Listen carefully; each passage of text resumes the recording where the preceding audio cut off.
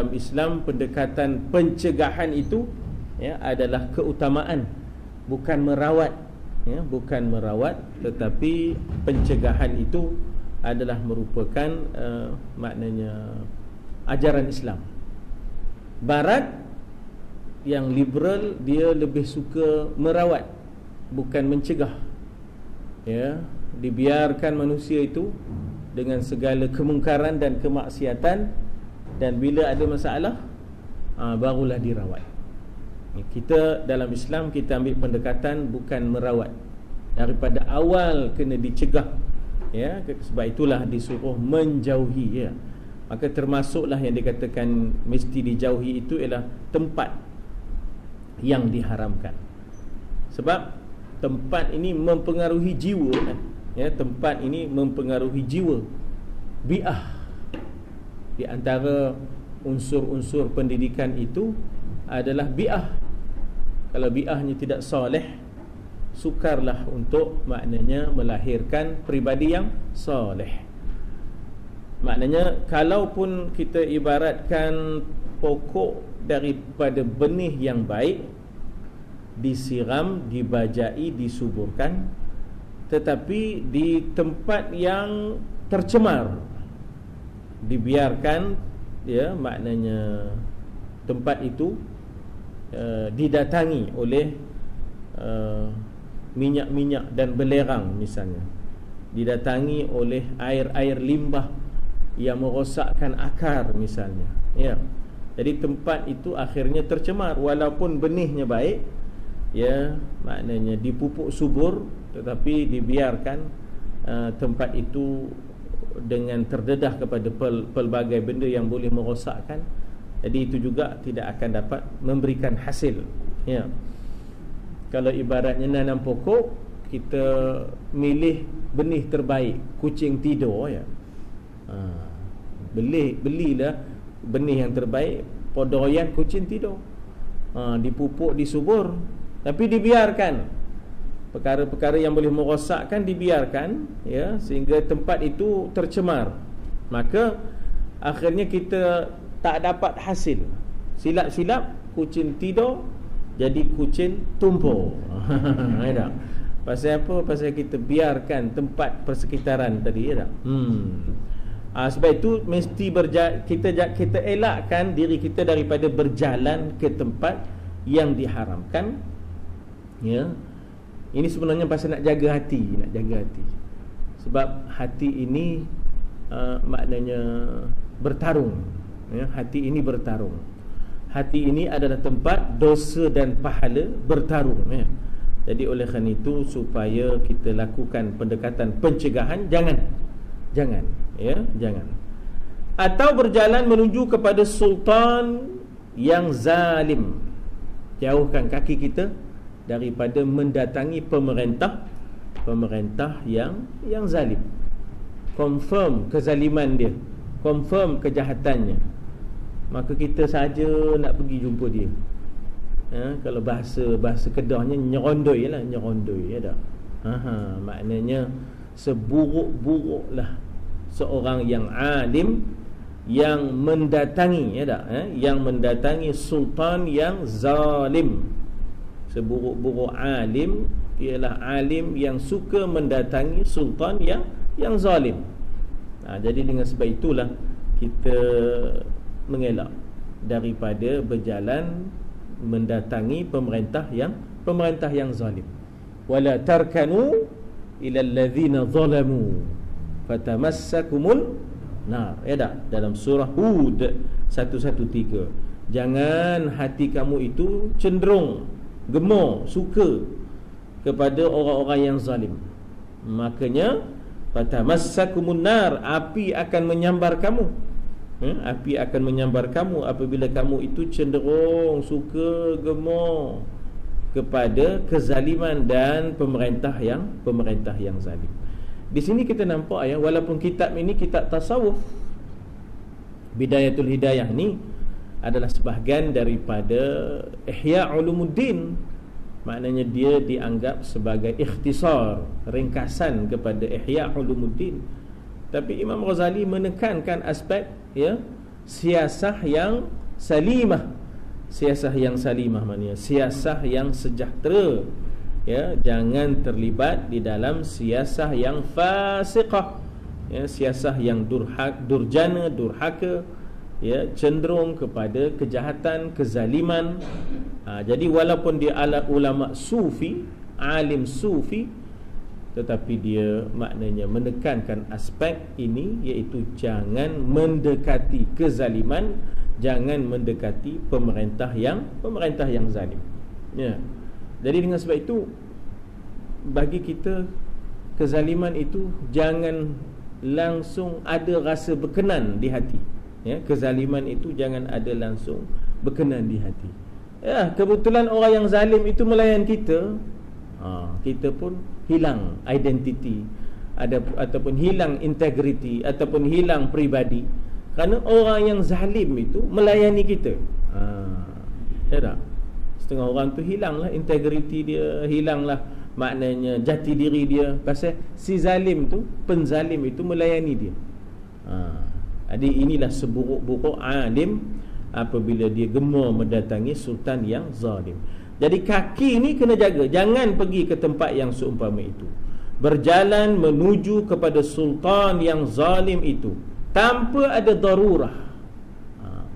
Darurah di sini ialah keperluan, ya.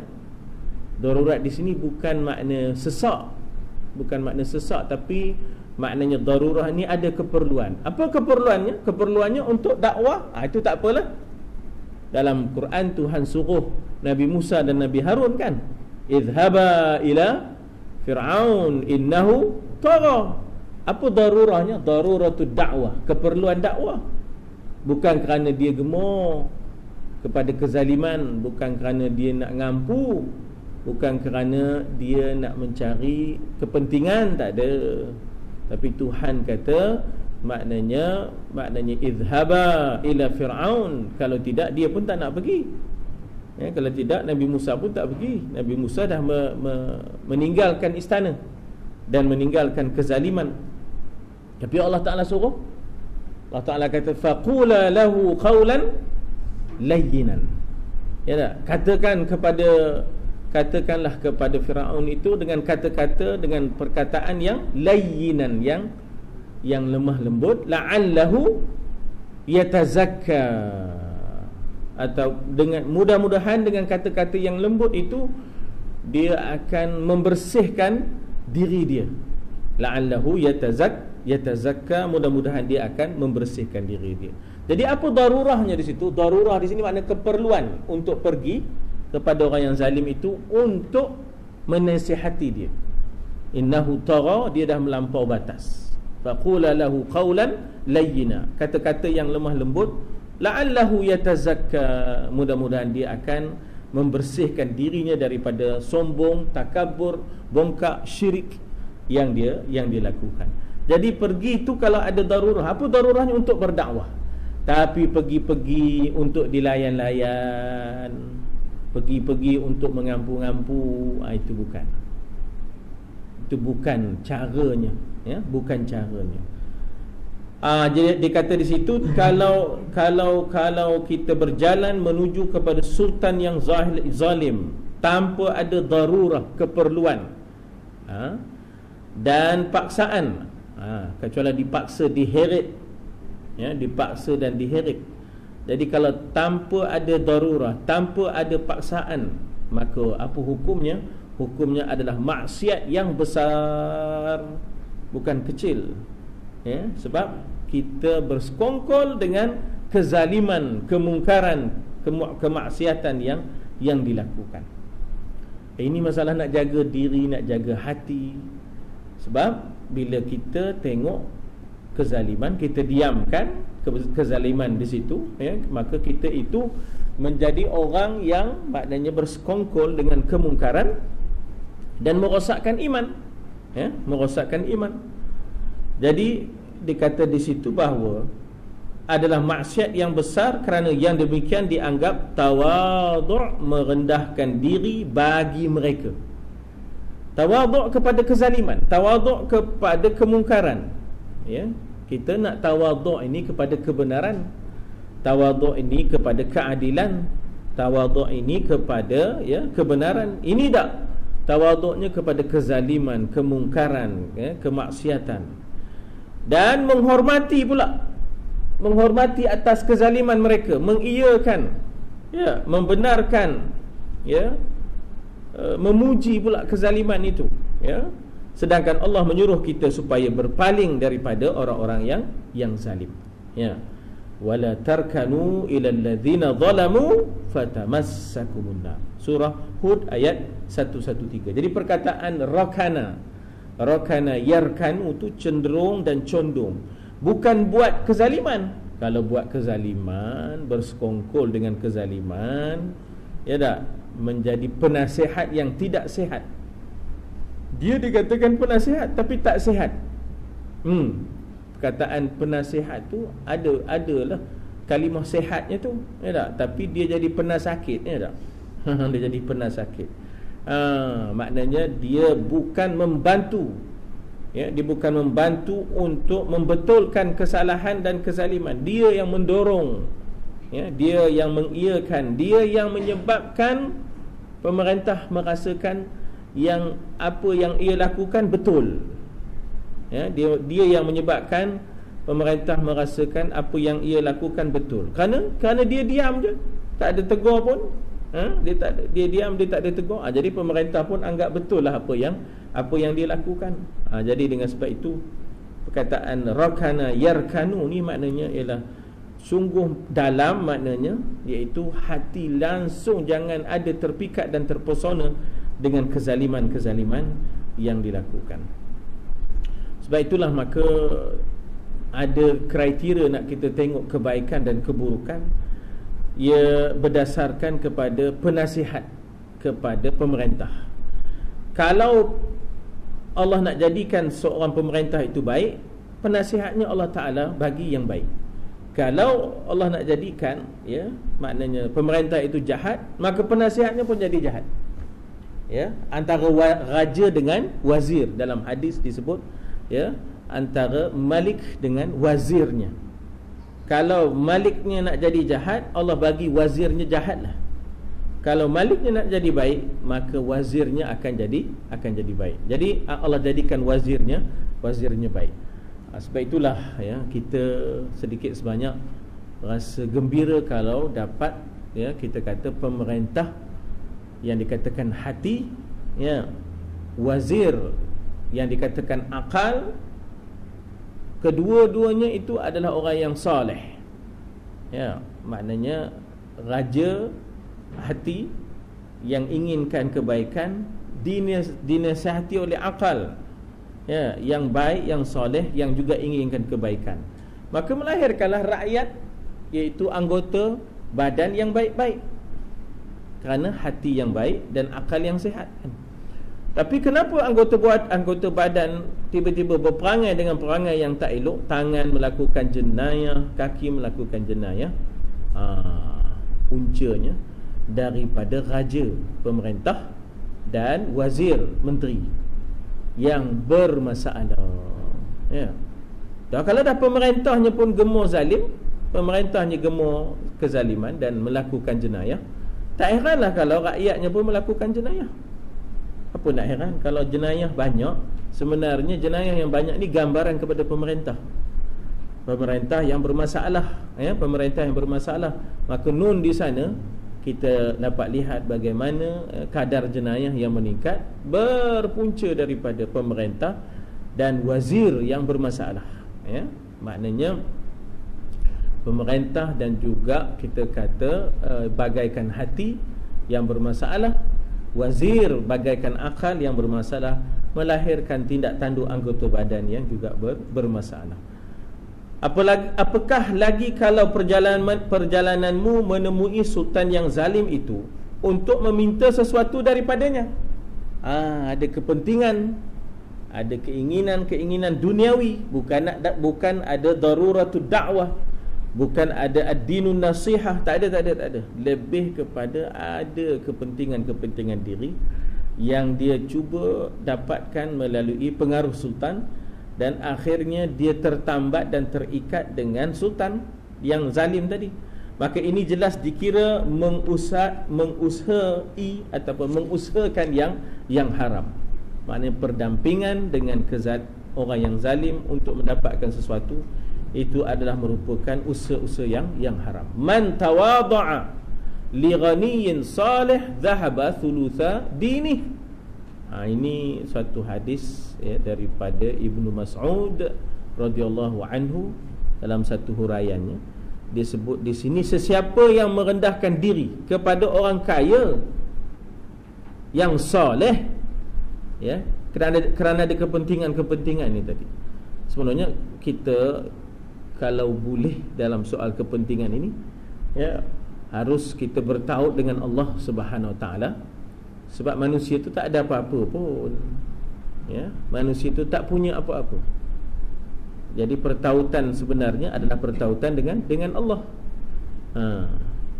Adapun kita meminta pada manusia itu kerana Allah Ta'ala suruh je. Allah Ta'ala suruh, wa ta'awanu 'alal birri wat taqwa. Tolong-menolonglah kamu di atas perkara kebaikan dan takwa. Tapi jauh dalam hati kita, yang kita minta adalah daripada Allah. Yang kita minta itu adalah daripada Allah. Usaha kita itu pahala, kerana Allah Ta'ala suruh. Jadi kalau kita merendahkan diri memohon kepada orang kaya yang soleh kerana kekayaan, itu pun telah hilang 2/3 daripada agama. Zahaba thulutha dini. Apa sebab begitu keras? Begitu keras tu supaya manusia ini tidak terpesona dengan kekayaan seseorang dan hilang tauhid bahawa Allah itulah Al-Ghaniyyul Mughni. Tauhid yang kita pegang, tauhid asma was sifat itu, tauhid asma was sifat itu kita pegang, Allah itu Al-Ghaniyyul Mughni, dia yang maha kaya dan memberi kaya. Apabila seseorang itu tak jaga hatinya, melampau-lampau merendah-rendahkan diri kepada orang yang kaya ni tadi kerana untuk kepentingan diri ni tadi, hilang agama, hilang tauhidnya. Hilang tauhidnya. Dia sudah bergantung penuh kepada si kaya tu. Dia sudah bergantung penuh kepada makhluk. Hilang tauhidnya. Sebab itulah sebenarnya yang nak dibina ni supaya kita kuat tauhid ini ialah jangan ada pergantungan ni tak?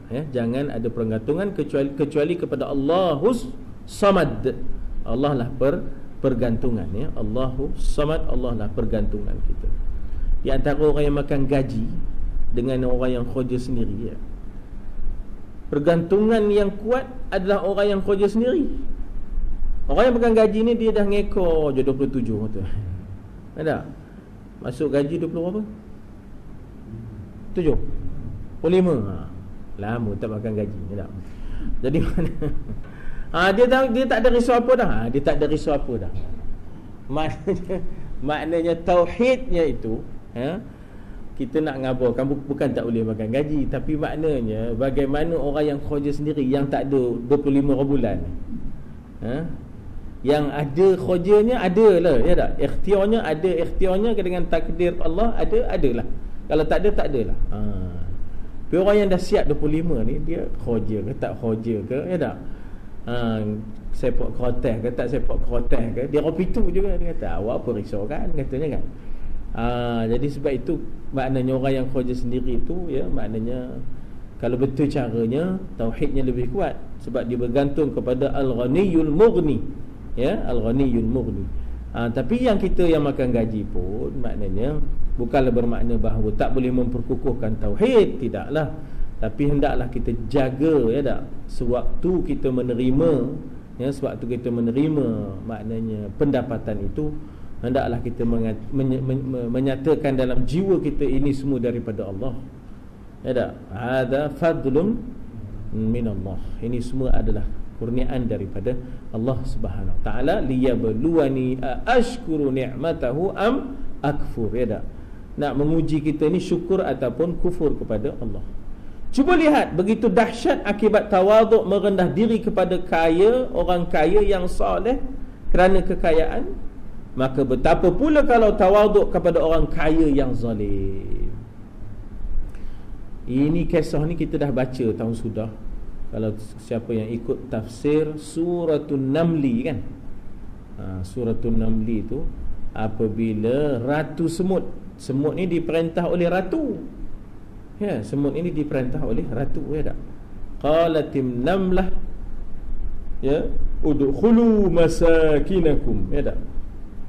Wahai semut-semut, masuklah kamu dalam sarang-sarang kamu, tempat-tempat tinggal kamu. Ya, la yahtimannakum Sulaiman wa junuduh. Kalau tidak, kamu akan mati dipijak-pijak oleh Sulaiman dan tenteranya. Tapi itu kalam zahir. Itu kalam zahir ratu semut. Batinnya lain. Ya, batinnya lain. Batin ratu semut lain. Zahirnya memang disebut begitu, nak menyelamatkan nyawa, tapi batinnya lain. Bila Nabi Sulaiman sampai ke sarang semut itu, kan Nabi Sulaiman ni dari jauh dah boleh dengar. Maknanya cakap semut itu Nabi Sulaiman faham, dibawa oleh angin. Jadi Sulaiman boleh dengar. Jadi fatabassama dahikan. Kan Nabi Sulaiman bila dengar dia tabassama. Tabassama tu senyum, lalu ketawa Sulaiman. Dengar cakap ratu semut tu, fatabassama dahikan, ya, maknanya senyum lalu tertawa Nabi Sulaiman mendengar titah ratu semut kepada semut-semut, ya. Bila Nabi Sulaiman sampai ke tempat semut itu, lalu dipanggilnya, dititahnya ratu semut. Lalu ditanya, ngapa kamu nyuruh rakyat kamu masuk dalam maknanya sarang-sarang demo? Takut mati ke? Kan ke ratu semut jawab, bukan itu. Aku tak takut mati jasad, aku takut mati hati. Aku takut mati jiwa dan hati daripada mengingat Allah lantaran melihat kebesaran dunia, kebesaran tuanku, kekayaan tuanku. Maka patik takut rakyat patik langsung tidak berzikrullah kerana melihat kebesaran tuanku, kekayaan tuanku lalu di hadapan kami. Memanglah setengah orang kopi tu kan berbaris nak dapat 500 kan. Tinggal semayang pun tak apa kan. Tinggal semayang pun tak apa, berbaris 500 sampai pensan, ya tak? Di dewan, ya tak? Di dewan Jubli kan, pensan makcik tu, ya. Ngapa makcik pensan tak makan pagi gitu, ya? Ngapa tak makan pagi? Ingatkan ada orang nyiapkan makan pagi sini katanya, ya tak? Tak ada makcik, tak ada. Ambil voucher dulu, lepas tu pergi ambil tukar voucher, makan le pagi di bawah lembah, ya tak? Pensan makcik tu, ya. Itulah apa. Jadi bagaimana kita kata tak boleh tawaduk ini kepada dunia, ya tak? Tak boleh tawaduk ini kepada dunia. Hilang agama kita, ya? Hilang agama kita, ya. Allah, ya tak? Kita kadang-kadang tengok, ya, tengok dunia ni, kita mulalah tak reti bawa diri. Kita bila tengok dunia ni tak reti bawa diri. Bila tengok necktie besar papan, ya, mula kan. Mula kita tak reti bawa diri kan. Tengok, ya tak, officer tu necktie-nya besar papan kan. Kita mula ni. Ringkas kata, segala gerak langkahmu dengan anggotamu adalah merupakan nikmat daripada nikmat Allah. Bila sebut nikmat, dia kena bersyukur, tidak boleh kufur. Bila tidak boleh kufur, tandanya ialah gunakan kaki itu kepada perkara-perkara yang dibenarkan sahajalah. Ya, itu tanda syukur nikmat yang diberikannya kepadamu. Sebab latus'alunna yawma idzin anin na'im, thumma latus'alunna yawma idzin anin na'im. Maka hendaklah engkau jangan menggerakkan satu pun daripada anggotamu untuk melakukan sebarang kemaksiatan. Sebelum ni tangan, sebelum tu telinga, sebelum tu mata, ya tak? Kemaluan, kaki. Tetapi sebaliknya hendaklah engkau pergunakan segala anggotamu untuk mengerjakan ketaatan, ya, kepada Allah Subhanahu Wa Taala. Jadi maknanya jauhkan daripada kemaksiatan dan lakukan ketaatan. Betapa teruknya melakukan ketaatan, lagi berat untuk meninggalkan kemaksiatan. Tapi dua-duanya diperlukan untuk mendapat maknanya hidayah daripada Allah Subhanahu Wa Taala, ya. Dan ketahuilah, ya, wallahu a'lam, kita berhenti, dan ketahuilah.